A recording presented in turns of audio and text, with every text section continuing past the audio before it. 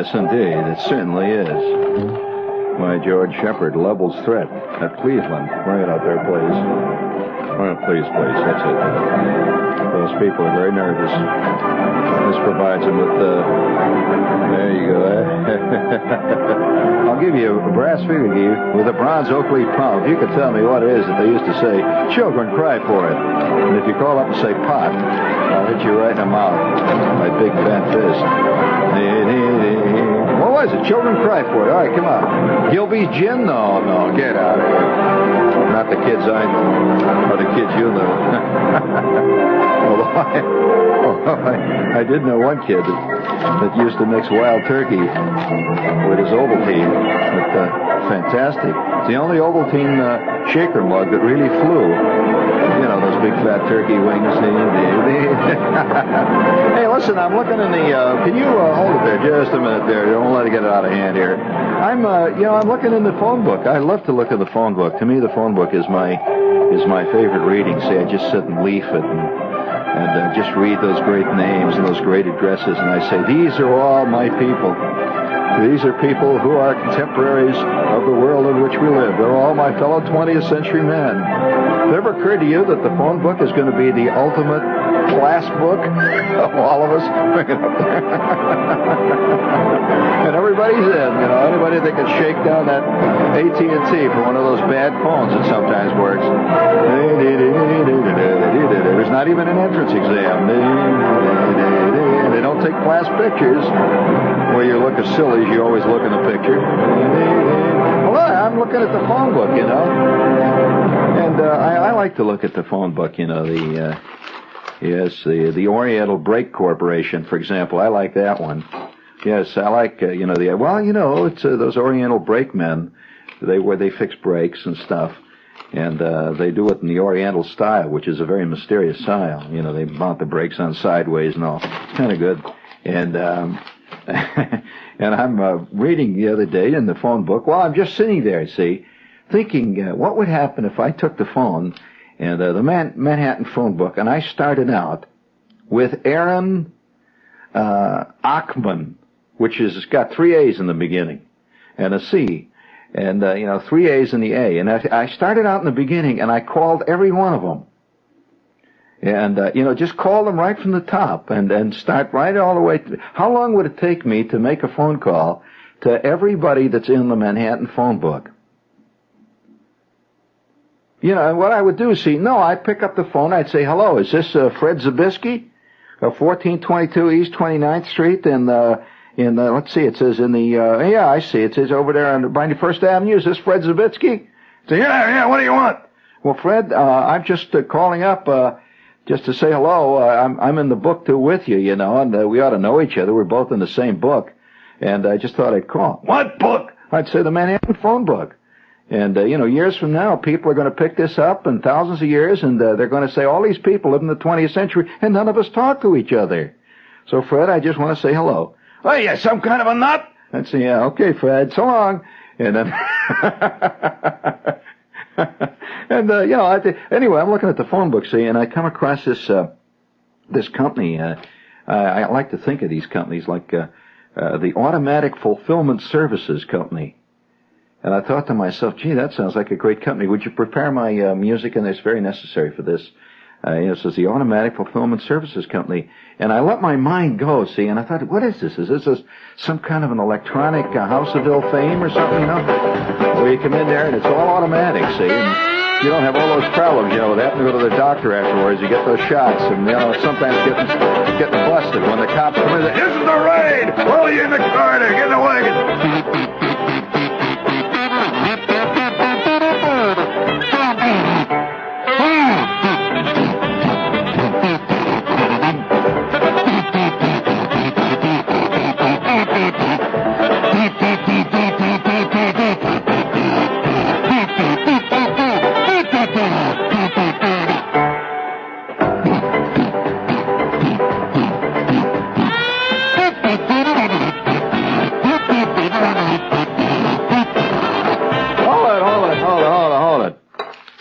Does that sound as vital and rich and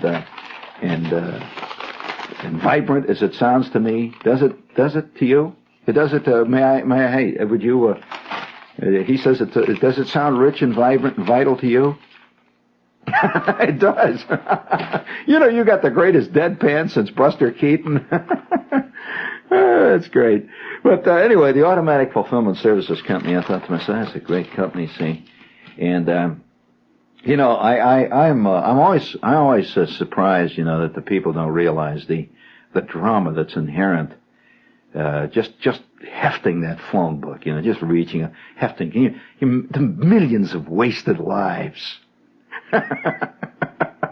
You just pick up the phone book, you hold it, see, and it's just packed full of incredible tales of woe and, fantastic chicanery.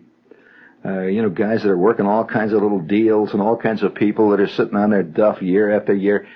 And every time I pick up the phone book, I think of the terrible thing that happened to my Uncle Carl. Yeah, well, phone books play a role in our lives, and nobody ever talks about the phone book. They just say, that phone, look at that damn company. This is the third time this week the phone stopped. That's about all you ever say about your phone. Nobody ever looks over and says, there's my phone. It's so nice. Look at that. Just think, I could pick that up, and in 20 seconds I could be talking to Bangkok. Now, I may have trouble getting Staten Island, but I could get Bangkok. You realize that phone you got laying there under your bed or sitting on top of the smoking stand there or next to the garbage can where all the tuna salad cans are and all that stuff, do you realize that phone is a vast, invisible network of trouble? I suggest to future historians that man's downfall began when Alexander Graham Bell put together all those little pieces of carbon in that little carbon capsule, and hooked the wires in there and got the batteries going. He had batteries. He didn't even know about NiCad batteries. They use real batteries made out of, you can make a battery out of a ball jar. Did you know, that's what they did. Wet batteries. They got acid in them and they had all the wires hooked up. And he got his friend in the next room sitting there with this other thing, clamped to his ear. And he says, "Hello, what hath got wrong?"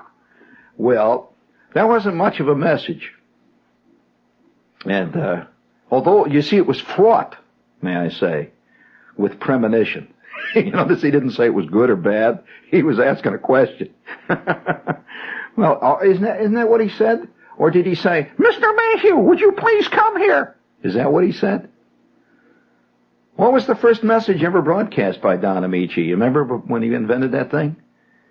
We're getting a call here now from Don Amici himself. He remembers it well. He lives here in town. He's liable to call. So, that's right. That's correct. So, nevertheless, I'm curious about you look at that phone. Did somebody call with the actual message?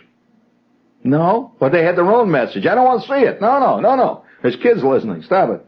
We're just getting a message here from the front office, and while we're doing that, would you please lay that General Tire goodie on him, please? Yeah, let's sing it out, crowd. Sing it out. Let's sing it out. You mean Fletcher Castoria just called? Fletch called? He used to play forward on the basketball team that I was on. Fletch called.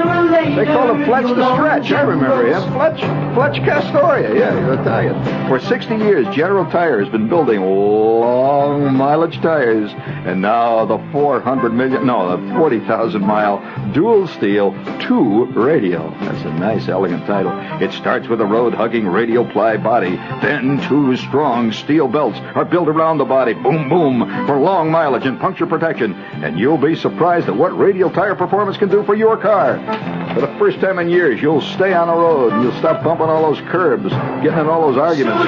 You long generals, sing it out. Yes, I say, sooner or later, you long generals. Yes. It says here, read and sing with inspirational quaver in voice. Did I do that? You're inspired. Oh, boy. Look at that. I love to take those new General tires and just bounce them and sniff them. Oh, God, they're sexy. Let's see. Speaking of sexiness, quick, think of the names of 3 good friends. There we go again. That's a commercial there. I mean, is it getting to the point where commercials depress you because you can't do any of the stuff that is in the commercial?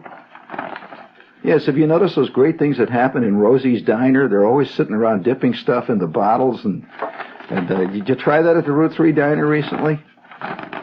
Hey, I want to try out your bounty. Would you please bring it? Think of the... By the way, there's the most unlikely-looking actor playing a cop in one of those Rosie commercials. You know, the guy that comes in? Think of the names of 3 good friends. They can help you save over $130 on a fabulous one-week party cruise to Bermuda on the Costa Line's beautiful Americanas with a K. For 7 nights and 7 days, you can wake up to breakfast in bed. All your friends there and there with you. Enjoy 4 gourmet meals daily. Swing to nightlife that just never seems to stop. And that's true if you have the right friends.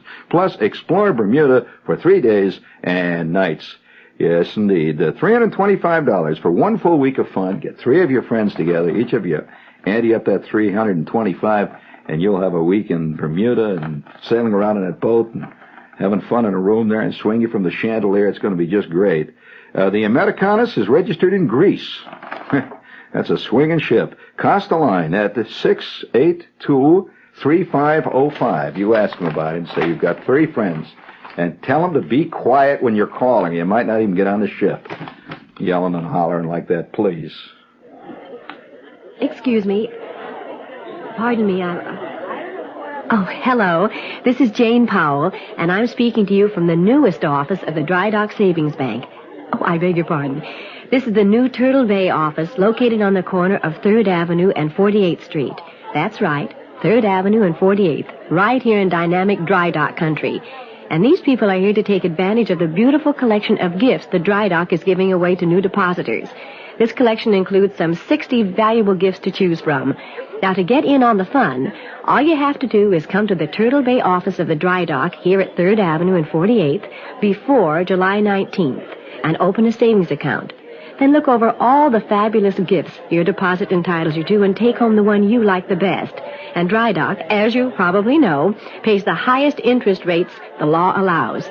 Just be sure you get here before July 19th. You'll be glad you did. Gee, get in on all the fun at the bank, you know? I love to go down there. It's so much fun to go down to the bank, you know, and watch people steal pens and all that. This is WOR New York, of course. And what else could it be? Would you please, let's do a real station break. What do you say?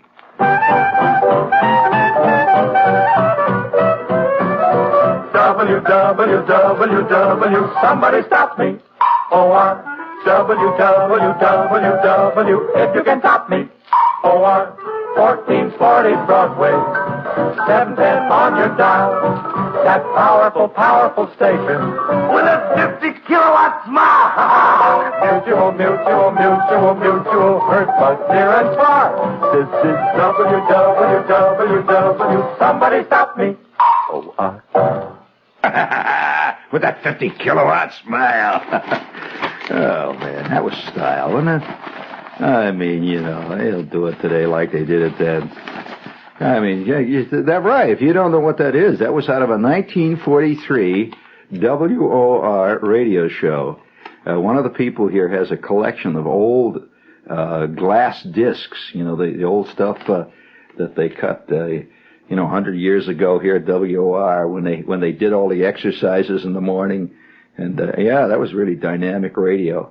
And they were doing all the shows where guys would come on and they'd say, and now the silver voice tenor. And and you'd hear, I'm forever blowing bubbles. Oh, wow, it was really... And somebody named Gladys was always playing the piano for him, this tinkly piano in the background. And they've got all that stuff here, see? And so they went in the archives. We call it the archives. Actually, it's the junk down in the basement. And they... You should see some of the junk we found down there. Well,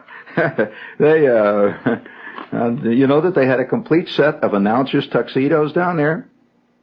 Oh, yes, in the archives. You know, they had rubber tuxedos that could be washed over and over again and used endlessly. And, of course, since all the announcers came in different shapes and forms, that's why they were rubber. They had one size. And that was a little tiny tuxedo. It was about 8 inches by 20 inches, and anybody could put it on. Had a little rubber tie. And so, nevertheless, this station break, if you're curious, is out of a 1943 radio show. You got it set up in there again for the aficionados? Like to hear that again? It's so bad, it's exquisitely good. It's the real thing.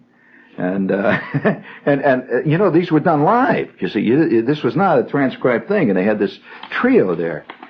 And the announcer would cue them. See, cue them is by pointing, He'd point at the big fat one in the middle there with a polka dot ear, see. He'd point right at him and he'd say, all right, they'd have a big clock, tick, tick, tick, tick, tick, tick. Now!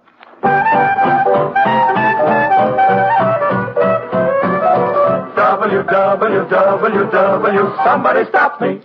O-R. What you don't see is that they did this actually in costume. There were two guys in blackface, and they danced all around the studio, That powerful, powerful station with a 50-kilowatt mutual, hurt. That's all over. This is www, somebody stop me. And nobody did, and they're still at it. 300 years, and they're still doing it. www. Well, all right. Let's get organized before we. This didn't really get started here tonight. I was gonna tell you this. You see, it's the middle of the week, and I figured that being the middle of the week, you can really tell bad things to people like. People are ready now tonight. This is the middle of the week. If you ever think of the week, see, as a bridge. That is between two safe havens. See, not many guys get fired on Sunday. So that's the safe haven. See, well, that's right. It's Friday. See, that's what happens. Almost every bridge collapses just before you step on dry ground on the other, So if the bridge starts out, see, the beginning of the bridge is Monday. And the end of the bridge is Friday. And you leap off the bridge. Oh, I made it again. And you jump. And you land on the weekend, see? Or, in the case of many of my friends, the weekend lands on you, which has happened to many of my buddies. I know one guy, a friend of mine, has been a weekend now since 1958. Talk about a lost weekend. The only thing he found is weekends. Now, speaking of that bridge, see, you can see it now. You got to visualize it. You got to let your mind go, And you see this bridge. And it just sort of hangs there. Now, what kind of bridge do you see it as? Do you see it as a GW-type bridge? Of course not. Not in the shaky, rickety life you're living in. Or do you see it as this bridge that's made out of native hemp liana vines that's strung together with little pieces of bamboo, and sways in the wind. And there you are, this tiny figure tottering across, and below you is this giant abyss that reaches down into the depthless, plunging chasms of the jungle, and down below you see this trickling, roaring stream with fantastic rapids and giant rocks, and sitting on each rock is a giant crocodile, reaching right up there, see, and you're swinging across this thing, and now you're in Wednesday. See, Wednesday is right smack in the middle. I mean, this is right in the middle, when you've given up on last week, which was a fantastic bust. And you have not yet begun to say, oh, God, I can see that other one coming up. You're in the middle. And down below you is this roaring stream. Once in a while you hear the screams of the wounded as they're swept by underneath the bridge, far below. They have fallen off their bridge. Wah! You see them going, wah! Wah! By the way, I'm a fan of people making sounds like that. I notice that in almost every scene that I see of great panic and uproar on television or in the movies, there's always in the background, you hear sounds going, wah! Wah! People do that, don't they? Wah! But here you are, you're swinging in the middle of this thing, and it's Wednesday. Only on Wednesday can you hear the really bad stuff? And you can shake it off because you're already expecting bad stuff. See, when it's approaching Thursday and Friday, you don't want to hear from bad stuff because you want to pretend you're going to reach the weekend safely. See, it's like the ship is just approaching the shore, in spite of the fact it's riding very low at the stern and has a 20-degree list and is taking water in 17 holes. You're about to make... Hey, did I tell you the time I happened to... I saw this fantastic scene talking about ships.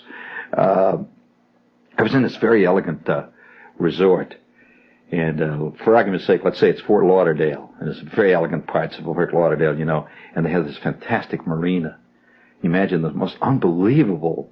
You think you've had your time when you were caught once with your hand in the cookie jar? Do you think you've ever really blown it bad once? Really bombed in your life? Oh, no, you think you have. Listen, you haven't heard anything. And you think you bombed? No. Failure isn't the same as bombing, friend. I mean bombed. Not to bomb, you see, you have to be at a point of extreme ecstasy. Like, for example, you finally, after 5 years in the minors and playing ball in all the colleges you could get into, you finally reach the majors. And that first night, it's late in September, and they bring you up from dismal Seepage, Iowa, a Class D team. And now you're playing in the biggies, right? You're playing in the biggies. Or at least you're sitting on a Big E bench. Right next to you, all these big, fantastic people, you know. No-neck Walt Williams is sitting next to you. And right down the bench there. See, if you get up and carefully look down there, you can see, you know, such luminaries as Chris Chambliss is sitting down there. See, and you're up there with those biggies. Oh, yeah, guys chewing tobacco, you know, these biggies. You know, these are the kind of guys that call Mel Allen Mel, you know, and really biggie. So you're sitting down there waiting, and all of a sudden, the manager, see, he looks down. It's in the 7th inning, and out on the mound is, what'd you say for argument's Doc Medich. See, you've heard about him. You've been reading about Doc Medich. And he's out there, you know, he's wheeling them in there. He's real cool. And he's working on his 16th victory. Here it is, middle of June, and he's wheeling them in. And for your first day, you're in the majors. Now, this is what's called bombing. You're sitting there. And then what happens, of course, is Doc gives the signal over to the manager. See, Bill Verdon, he just tugs his cap, means my arm is tightening up a little bit. And what the hell, you know, it's a long season. And so at that point, Verdon gets up and he says, hey, kid, warm up. Warm up? So you jump up, you run out, and you start throwing your famous hook, you know, your famous slider. You start throwing it down to practice catcher down there. He's down there. He's catching it, see. Practice catcher, you're whipping it in. He says, hey, the kid's got it tonight. Bam, and boom, you're popping him in. The crowd is watching you. And then you go trotting out to the mound. Medich flips the ball to you and says, give him hell, kid. Pats you on the rump. You know how they do. He goes trotting off. The crowd goes, wah! He tugs his cap. Doc Medich trots into the dugout, and then you look down at your first batter. Well, this is nothing. This is a third-string utility infielder who's batting 96, and you know it, see. So you kick the dirt, and you walk around out there, and you spit, you pull your cap down low, you glare down at Thurman Munson. Munson gives you the signal, which is throw it as hard as you can, and then duck. That was what the signal means. You shake it off. Munson looks down at you. Who the hell are you shaking off one of my signs? I'm Munson. You look down again, waiting for the sign. He gives you the next sign, which is low slider. Outside corner. This guy's a sucker for anything that ain't rolling. He can only hit a ball that you roll at him. So at that point, you say, okay, all right, the slider. So you glance back to second base, where this mean-looking runner with the chromium teeth is taking a lead off second. He's got a funny look on his face. vague look of anticipation, and you flip the ball back to second then before you take your stance, and the second baseman makes a move, and the shortstop trots across. He makes the play, makes the mock tag on the guy, keeping him honest, you know. That's the way we do it down in Dismal Seepage, Iowa, with the Dismal Seepage Tigers. And then you step on the mound, you're ready to wheel in. You take your quick wind-up, which you're famous for. Your slider goes darting in. It's fantastic. You're throwing smoke. That slider goes whistling in. 30 seconds later, the 96 hitter is on third base. So fast you didn't know what happened. At that point, you begin to do what they call, yes, correct, in the trade, you begin to choke. As a matter of fact, your neck feels like it's a size 3. You used to wear a size 16 collar. Now you're wearing a size 3. Your uniform is very loose on you. And and 15 minutes later, you're deep in the showers. 7 runs are on the scoreboard. And you're on your way back to Arizona State. Never again to go through those portals. You will be a tiny asterisk at the bottom of all the world's record books. That's called bombing. Okay?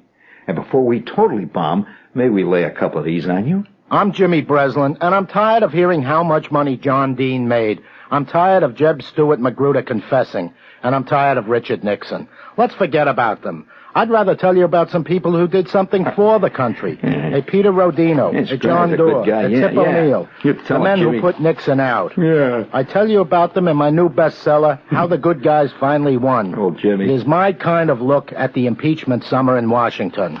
Published by Viking, the price is $6.95. That's cheap at half the price, Jimmy. Yeah, they can write good like you, Jimmy.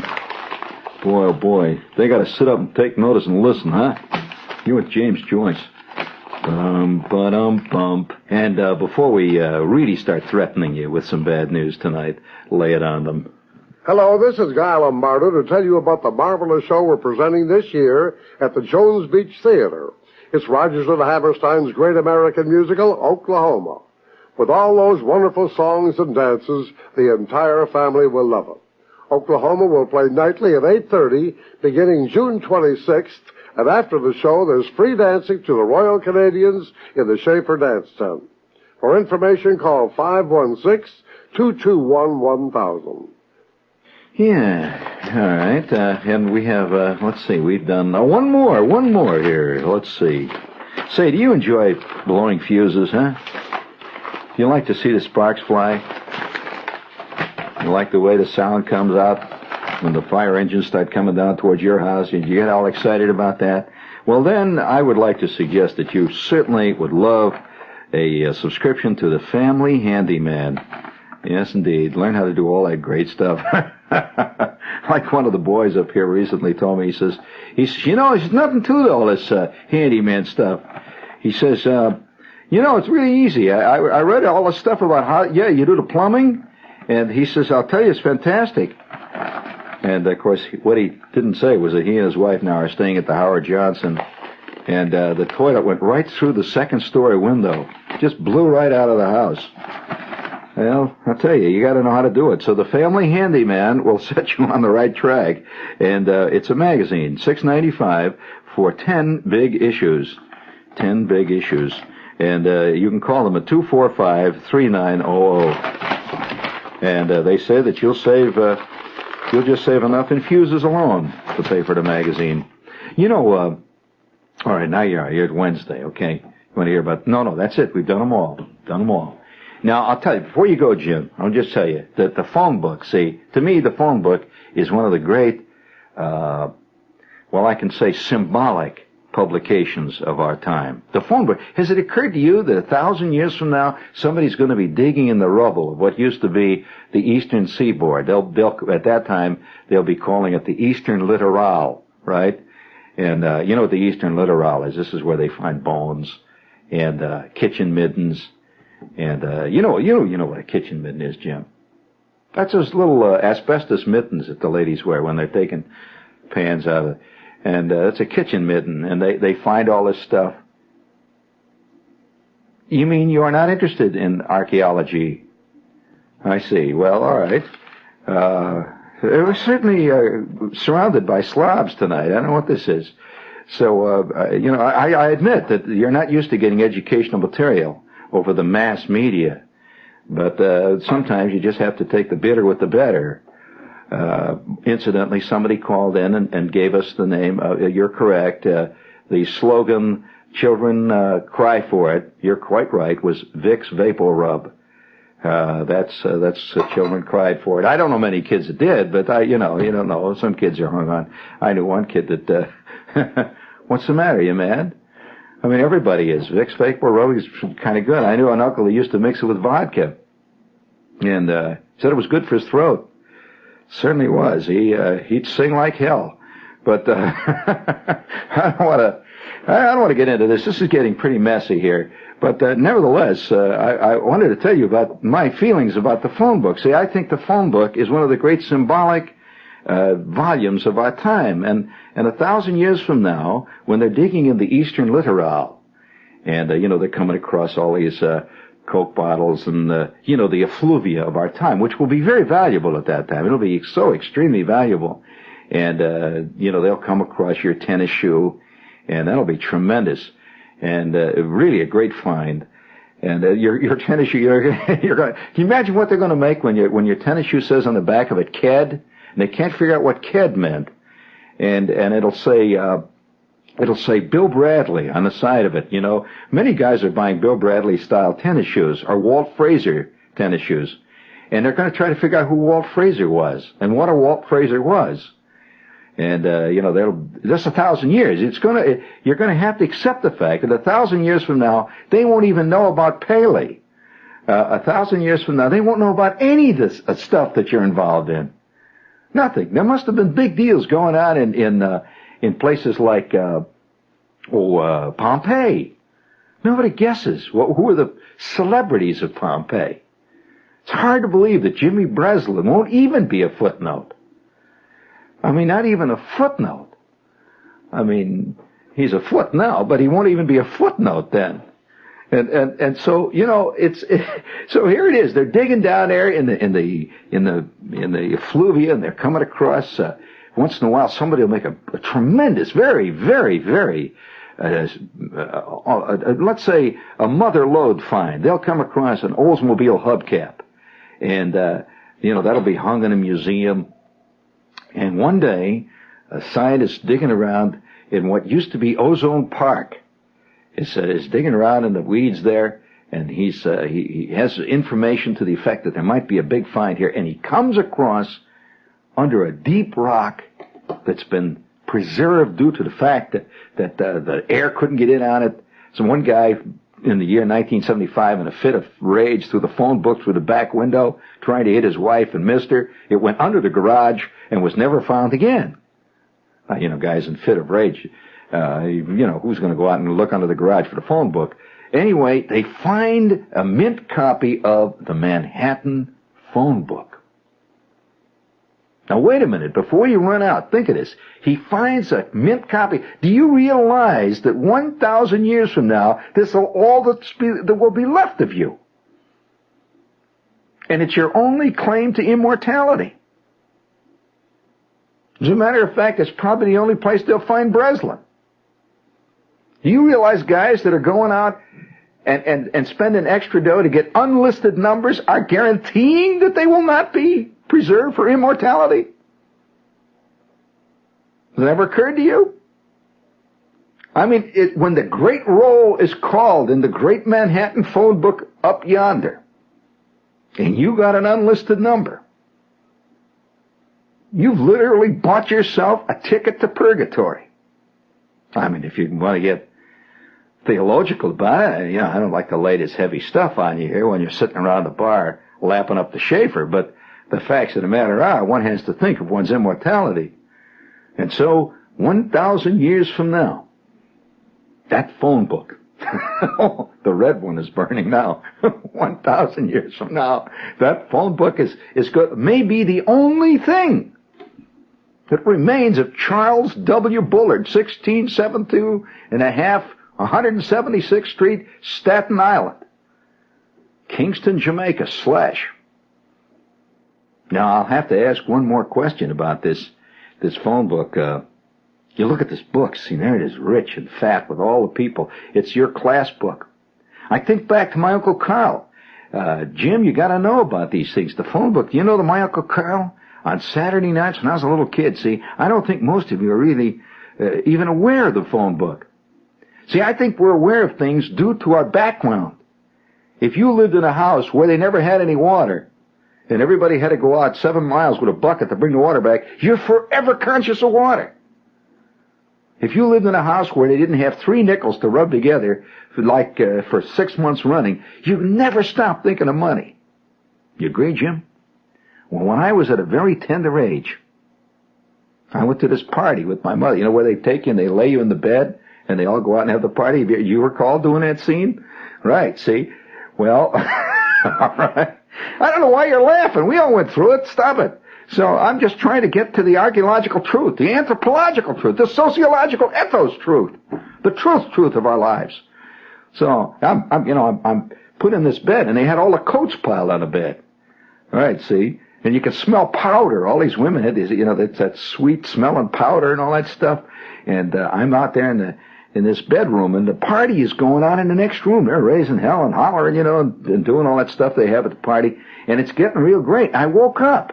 I remember waking up, and I've been sleeping, waking up, sleeping, and you know how, do you remember as a kid ever once in your life saying, I want a drink of water? Do you recall saying that? You do. Jim, you don't? You must have said it. Yeah. And of course the old man, he's awake again. Damn it. All right. So, why don't you shut up? So, anyway, I wake up, see. And I remember looking out of the door, and this is a party, the grown-ups, see, and my Uncle Carl is standing up on a chair. And he's bombed out of his bird. See, well, I didn't know that as a kid. I thought the wind was blowing him. He kept swaying, see. As a kid, I didn't know what that meant. But he had the Chicago phone book. And he was tearing it down the middle. And the crowd cheered. He just says, watch this! And the crowd says, oh, you can't do it, Carl. He says, no, watch this. And he ripped the phone book right in half. Now, you're going to say, I don't believe anyone could do this. Yes, there are men among us with such tenacity of purpose, such drive, such collected strengths, that they can tear a phone book the size of the Manhattan phone book right in half. And it was a fantastic moment. The people cheered and roared, see. So at that point, somebody hollered in the crowd, I'll bet you can't do that again. That was a fake. I'll go and get my own phone book, and I'll see if you tear that one. So he runs out, and 5 minutes later, he comes back with his own phone book. So Uncle Carl is up there and says, okay, watch this. And he grabs his phone book, and he tears it right in half. Fantastic. The women were flipping. Let me tell you this. Nothing is as erotic as a show of raw, brute strength. You agree, Jim? Oh, yeah. You saw that commercial on TV where Alex Karras lifts up the side of a Chevy Impala. You saw that, don't you? Listen, that has blown the minds of more women. I mean, he just whips it up, You see him do that, right? Well, all right. So it's raw brute strength. And so everybody, from that day on, everybody was very admiring of Uncle Carl. Well, this became a big fad in Chicago. It was the capping parlor trick. I mean, it was the end of all the parlor tricks of the night when some guy could actually tear a phone book. Well, of course, the Chicago phone company was going out of its mind due to the fact that, it's not cheap to turn out phone books. And here was Uncle Carl. He was tearing maybe 15, 20 of them right in half during a day. And incidentally, it's not easy to use a phone book that comes in 2 pieces. See, he tore it. You grab it like this. I mean, if you don't know what I'm talking about, you don't just take it and tear the binding. You grab the phone book, right? So you got the back. One hand's on the back. The other hand's on the other end of the back. You got it like it, and you tear it right down the middle. Well, Uncle Carl could tear phone books. Well, you know what the Chicago phone company did finally? There's got to be such a big parlor trick that the phone company got so mad at this that they came out with a phone book that was perforated. and it said tear here. That killed the trick. Now, the phone book became very big with me because I saw that people could attain great social distinction by tearing phone books. And since that time, the phone book has meant a mystical thing to me. I'd love to take the phone book thing and just feel it in my hands and hold it. Say, this is mankind. They're my fellow human beings. And one night, I'm sitting in this party with a friend of mine saying, and now this is where the bad news comes. I shouldn't lay this on you. But this friend of mine, it's a guy, have you ever known guys in your life that had a look in the eye of some truly secret sorrow? You've known people like that. You know what I'm talking about? That look in the eye, Guy just looks. And everybody else is, having a hell of a time, they're swinging and yelling and hollering and, drinking the Castoria and doing it all, see. And this guy's just sitting there, looking around. Now with this, you know that type, Jim, right? In fact, you are that type, come to think of it. So, I'm at this party, see, this guy's name is Cliff, right? And Cliff is a man, the kind of guy you would think, he's like, Richard Cory. You remember the poem, Richard Cory? Shining, a man tall and straight as a ramrod, dressed in the finest clothes. This guy had been a lieutenant commander in the Navy.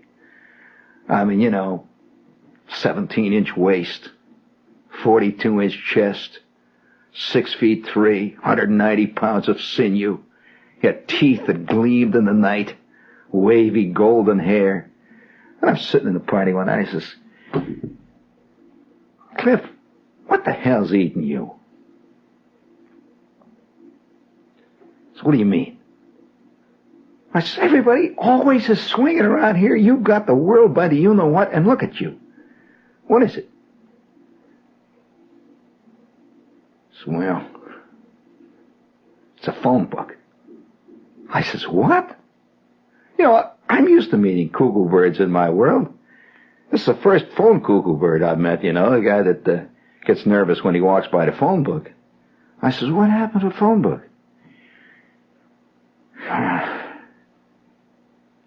So I was in the Navy.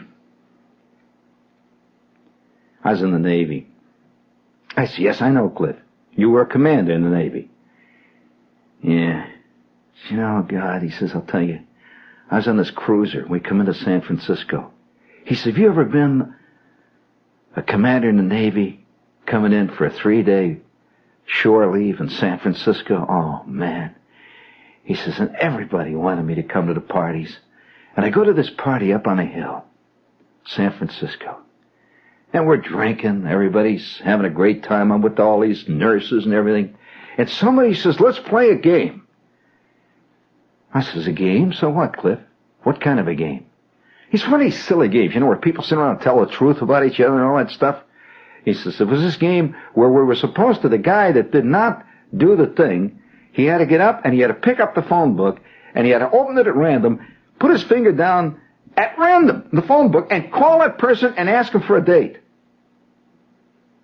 I said, that's a romantic concept. I can see a movie like that with the John Payne and Claudette Colbert. He calls her, it's Claudette Colbert, He says, oh, yeah, I see that movie, too. He says, let me tell you what happened to me. He says, I pick up the phone book. San Francisco, a golden city. I was a lieutenant commander. He says, my finger goes right down the line. Out of all that millions of names, my finger goes down. And there it was, Olive Johnson. I says, no kidding, is that how you met Olive? Yes. I called her. We had a date. She turned out to be the most beautiful girl I ever met in my life. 16 hours later, we were married. I've been paying alimony now for 15 years. I'll never get that witch off my back. God, every time I walk past a phone book, I go out of my mind. Don't tell me about these romantic nights spent in San Francisco. I said, that's beautiful. You found Olive in the phone book. Yeah. Ever since that time, I've been worried about Wednesday. Yes, immortality. This is WOR, New York. Stay tuned for In Conversation.